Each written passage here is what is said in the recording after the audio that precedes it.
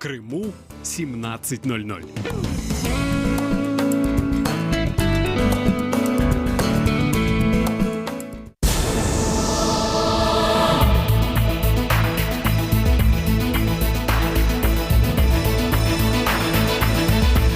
В эфире радио Крым Реалии. Крым важное. О чем говорят на кухне, но боятся рассказать по телевизору?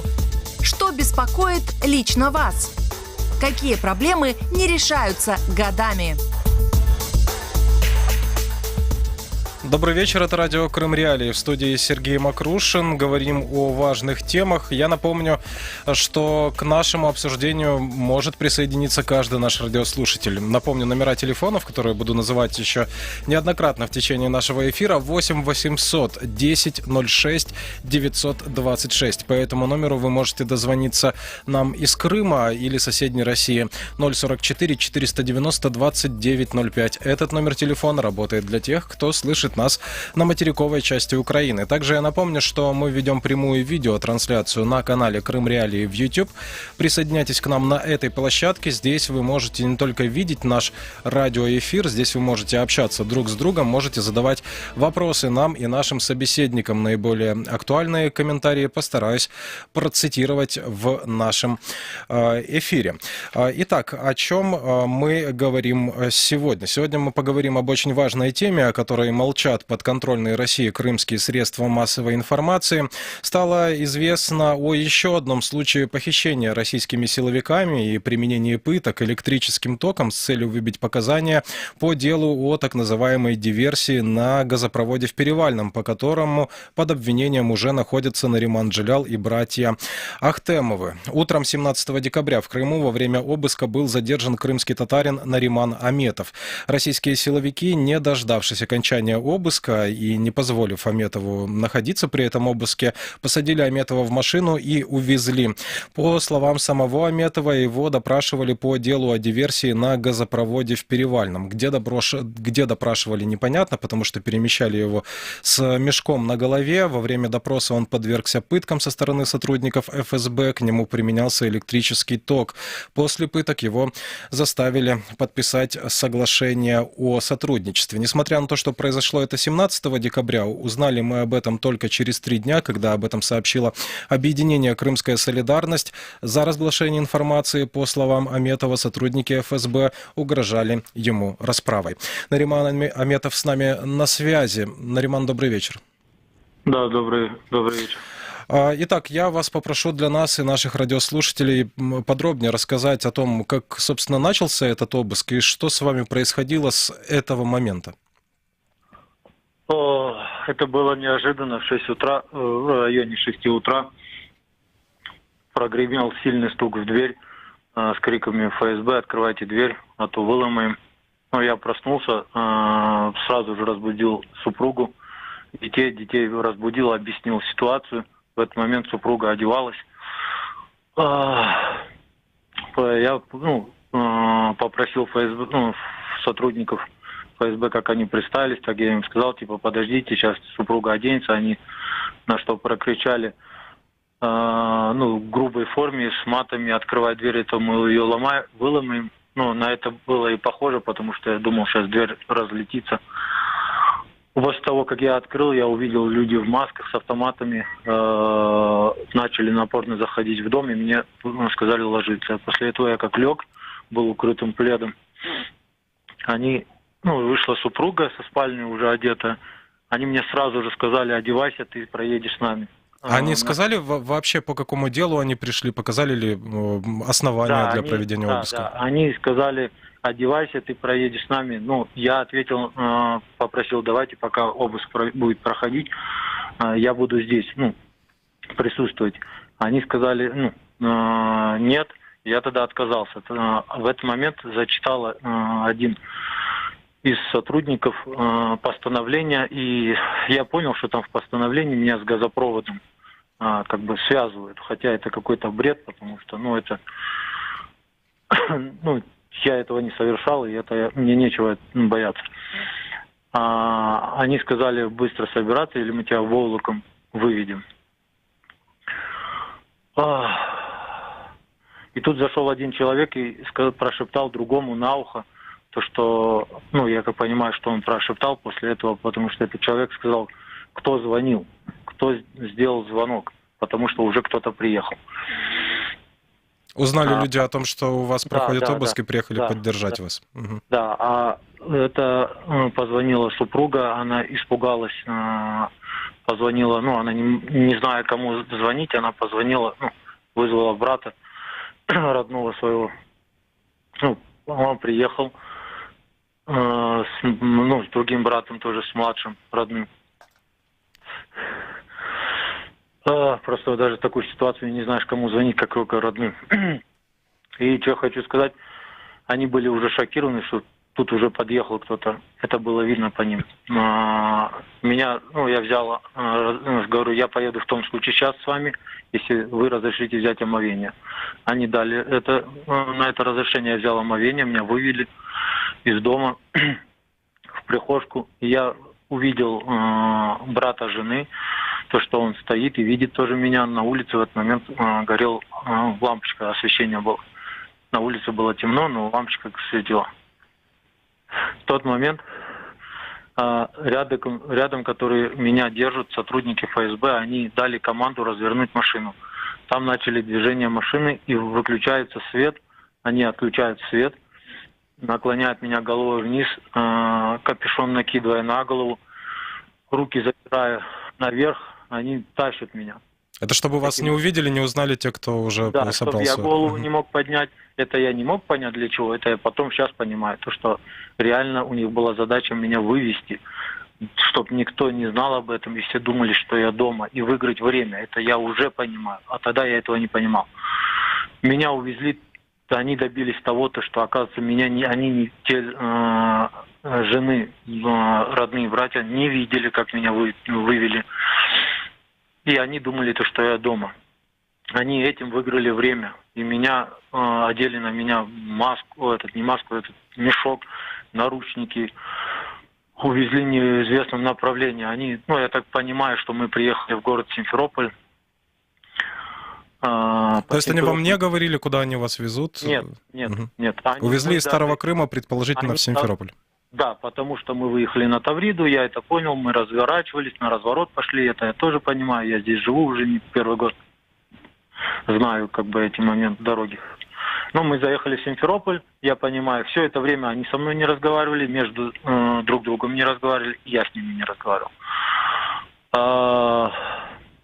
Меня, как я понял, мы приехали в Симферополь, по городу катались вправо-влево, то останавливались, то еще что-то, сигналы машин было, движение у машин огромное, светофоры. А потом мы заехали в какое-то тихое место, такое ощущение, как будто во дворы куда-то, многоэтажек. И минут 30 мы там простояли, пока потом прозвенел звонок, примерно через минут 30 мы снова начали движение. И начали ехать, и я понимаю, что мы опять по городу едем, и выехали из города, так как уже не было никаких светофоров, и мы скорость увеличили, и с хорошей скоростью мы ехали. И примерно минут 40 мы заехали в какой-то опять город, и буквально не так много проехав, мы где-то остановились. После этого меня вывели, через минут 10 примерно, вывели также в мешке, в наручники, за руку держав сотрудники ФСБ, под руки держав меня, и вели. Мы зашли в какое-то здание, потом по этому зданию по коридору шли, после этого мы начали спускаться вниз по лестнице. Это было какое-то административное здание, не частный дом? Я не могу сказать, что это за здание было вообще по той причине, потому что я не видел ничего. Я могу сказать по ощущениям своим, то что это здание по коридору, судя по коридорам, это огромное здание, потому что меня по коридорам вели, потом спустили по лестнице первой, потом меня снова по коридорам вели, то вправо, то влево, то наклоны головой были. Я так понимаю, дверные проемы проходили. Но я в голове прокручивал, думаю, это обман какой-то. Потом меня опять было по лестнице, вторая лестница, вниз опять же. Потом завели меня также в какое-то помещение, но также с наклоном. И меня там оставили. Ну, при мне один или двое кто-то был рядом со мной. Остальные ушли. Как проходил допрос? Изначально допрос проходил довольно такой в мягком режиме. Через 30 минут, когда они ушли, вернулись через 30 минут. С меня сняли маску. Ой, маску, опять же, этот мешок. С меня сняли мешок, и я обратил внимание, то, что комната размером примерно 3,5 на 4. С правой стороны от меня я сидел вперед, ну, вот так сидел, впереди меня стол был горизонтально. За ним сидел человек здорового телосложения, весь в черном и в маске. Справа была дверь, слева была батарея, везде было 3 лампы длинные были. И постоянно присутствовал звук воды, как будто вот канализация или что-то, сливание. Постоянно шумела вода. Я не могу, не знаю, что именно, но это была вода, это 100%. Сзади меня 2 или 3 сотрудников ФСБ это было. И тот человек в черном весь, я так понимаю, это у них главный был. Он мне говорил, типа, у нас есть подозрение, якобы ты привез телефон с Украины. Кто тебе передал и кому ты отдал, мы все знаем, говорит ты сам. Я говорю, ребят, если вы знаете, я не привозил. У них, оказывается, информация такая с Украины. Я говорю, без разницы откуда, это неправда, типа, меня трясти начинает.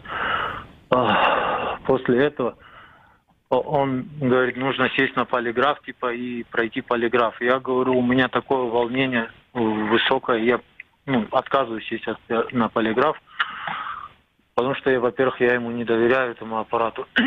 Ну, во-вторых, это очень большой стресс, да. Да, на самом деле, я думал, меня куда-то в здание везут, там будут допрос, там еще что-то. Когда я понимаю, что я в подвале, я уже морально неустойчив.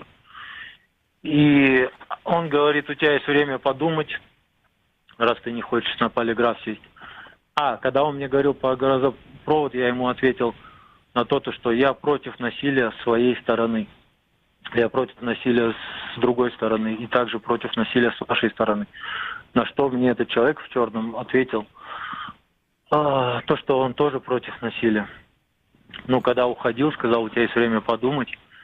И сказал, то есть до потери пульса моего или твоего,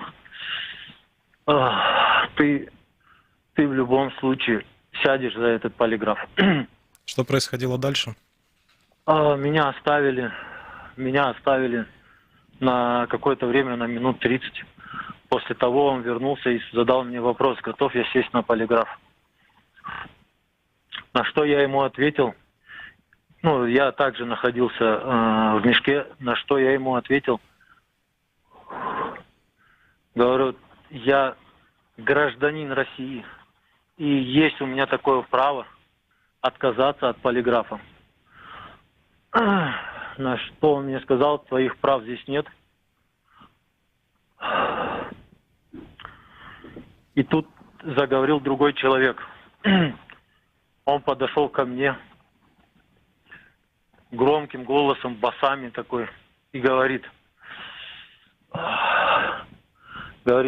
тебя как зовут? Я говорю, Нариман. Меня зовут Максим. Ты знаешь, кто я? Я на что ответил, нет. Он говорит, я тот, кто развязывает языки. Я, говорит,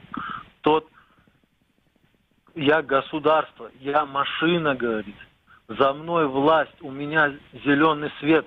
Давить таких, как ты. И мне за это ничто не будет. Было ли понятно из этого разговора, он сам крымчанин или приехал из России? Нет, он мне сказал, я приехал в Крым ради таких, как ты.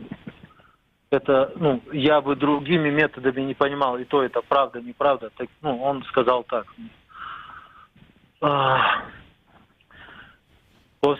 После этого именно он же, потому что он продолжал меня оскорблять, он дал команду своим сотрудникам. Меня подняли со стула, развернули стул спинкой груди, меня наклонили руками вниз, я лег на спинку, наручники стянуты, и он же меня обматывал скотчем очень туго и прижимая. После этого у меня обмотали ноги об спинку стула. И он меня задал вопрос, готов... еще никто не проходил этот аппарат, он мне это сказал. Мне подняли мешковину еще. Этот мешок до уровня глаз намотали. Обмотали скотчем. За ухо меня засунули какие-то, я не знаю, по ощущениям, как тряпка, что-то такое. После этого засунули туда провода. Я почувствовал это по лицу, по бороде, как вот это чувство, то, что провода подходят. Я понял то, что меня собираются бить током.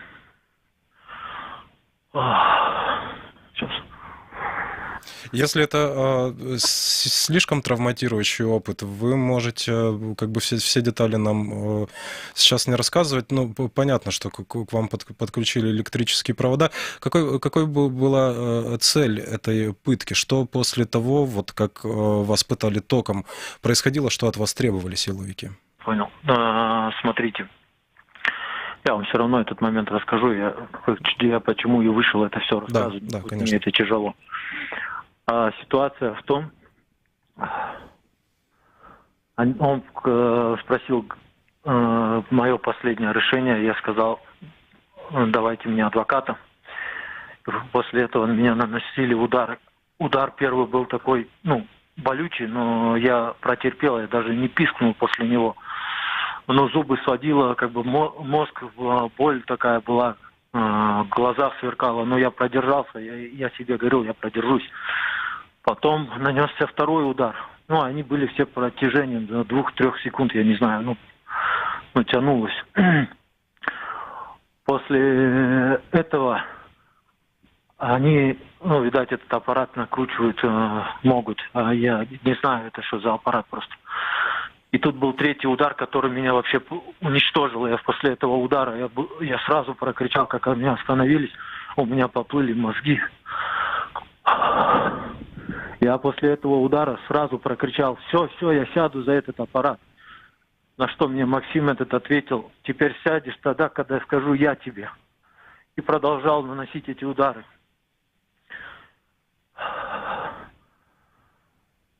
4 сильных удара было.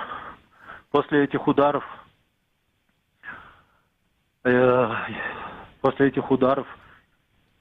сказал, я готов взять, говорю, смерть даже Сталина, или Ленина, кого-то, я, сказал. На что они посмеялись и мне задали вопрос, готов ли я сесть за полиграф. Я сказал, да. После этого я спросил, где тут человек в черном? Он ответил мне, я здесь. Я говорю, ты же говорил, что ты против насилия. На что он мне ответил, что я также говорил, что ты сядешь за этот аппарат. После этого меня подняли, развернули стул, поднесли к столу, дали ручку, дали 4 листа, или 5 было, расписался я в них, 5, по 2 подписи сделал. Вы не были в состоянии прочесть, что там написано? Вы знаете, я даже то, что они диктовали, чтобы я написал, слово, они говорят, я не могу это слово написать, они мне по буквам диктовали, я буквы писал, и они мне говорят, ты что, говорит, тупишь, ты что, А я говорю, вы еще раз ударьте меня током, я говорю, вообще здесь одно мясо останется, говорю. Потому что у меня мозг, я не передам, что с моим мозгом произошло, у меня мозг весь был в таком тонусе, и все напряжение тела не отпускало просто. Внутри все горело в этот момент. А мозг это просто самое то, что меня я не мог понять с мозгами то, что я плыл, это не объясню я вам. Как вы сейчас себя чувствуете вот после Я вот этой истории? довольно нормально себя чувствую, но пока я не вспоминаю вот это. Вот если я начинаю вспоминать вот так же самое, сейчас сижу, меня трясет. Да, давайте поговорим о том, что в итоге. Вы прошли этот полиграф. Какие вопросы вам задавали силовики? О чем вас Вопросы спрашивали? задавали так же, как в плане, есть ли у меня знакомые в Украине такого люди, которые работают в госучреждении. Ну, там, я не помню их, как они называются. Они называли. Я отвечал, нет. Ну, все это я ответил. Перевозил ли я телефон? Просили ли знакомые? Я ответил нет. На что они потом просили, незнакомые. Или кто-то левый подходил. Я тоже сказал, как бы не было такого. На все их вопросы я ответил. Знаю ли я террористическую группу в Крыму? На что я ответил нет. Ну, все эти их вопросы, я сейчас и не вспомню. На все их вопросы я ответил. После всего этого они мне еще дали листочек, который они написали. Но мне результат полиграфа не сказали в тот момент. И листочек дали бумажки, они написали там. Я еще подписал бумагу, написал тоже, то, что я там против чего-то не имею. Ну, такого плана. Претензии к сотрудникам ФСБ. Да.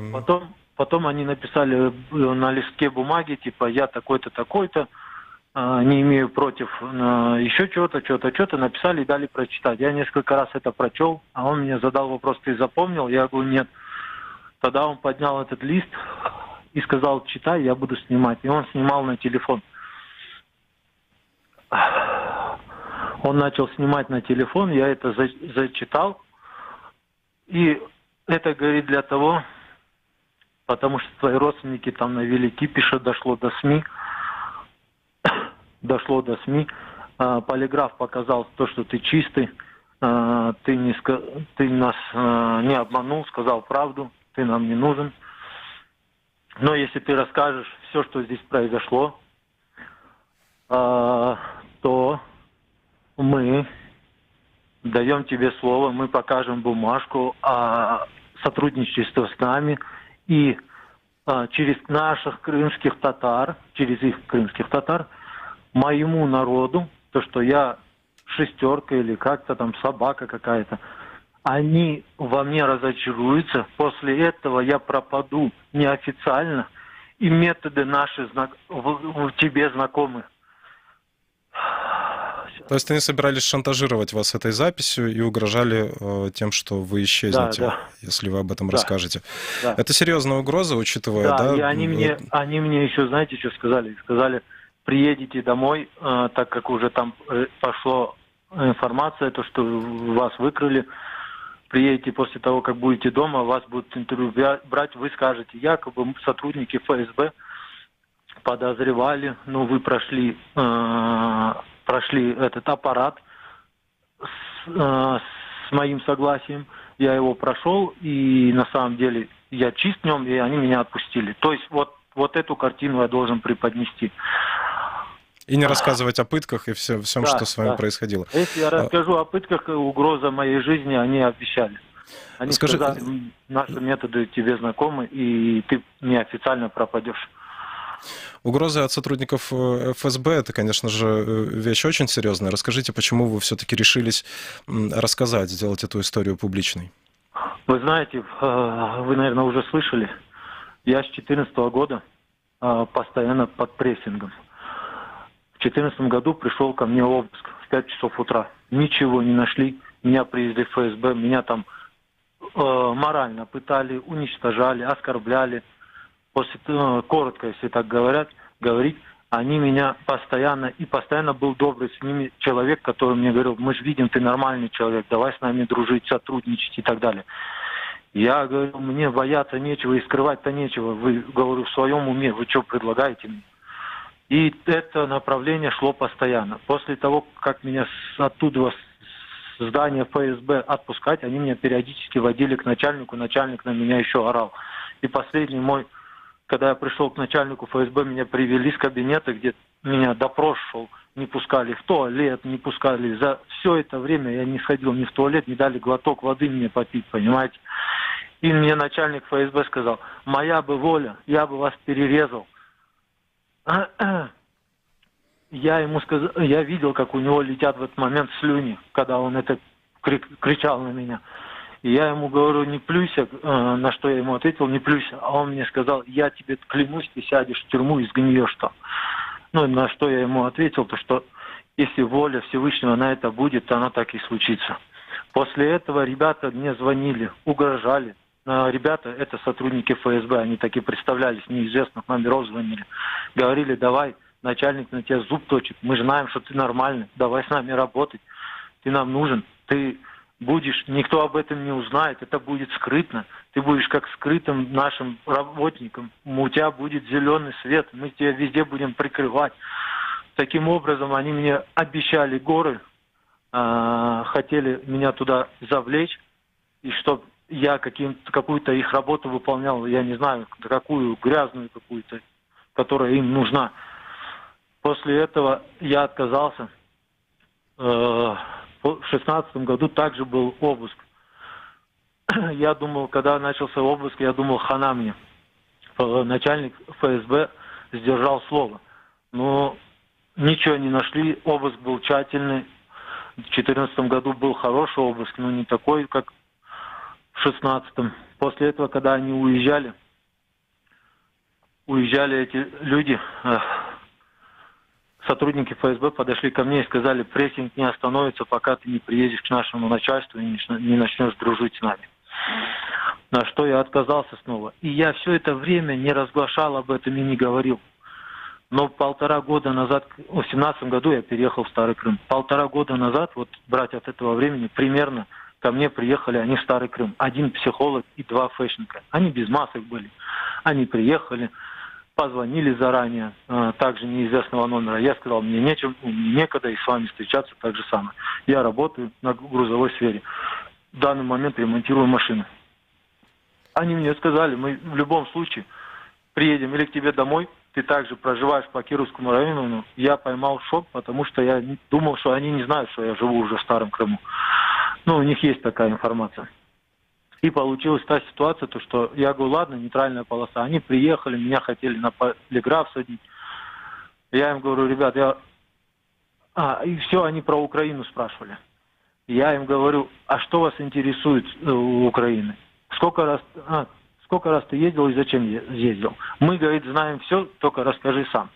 Мы хотим послушать. Я говорю: с какого года интересует? С 14-го? Он говорит: да. Я говорю: хорошо. Тогда вам вопрос, говорю. С 2014 года по сегодняшний день, говорю, сколько раз я выехал в Украину, раз вы все знаете. Они поплыли все троем. Не могут ответить на этот вопрос и начали говорить: якобы мы не помним, надо посмотреть и так далее. Но при этом один из сотрудников ФСБ отошел и начал звонить. Я сказал: мне скрывать нечего, я ездил 2 раза. 1 раз ездил по такой причине, 2 раз ездил по такой причине.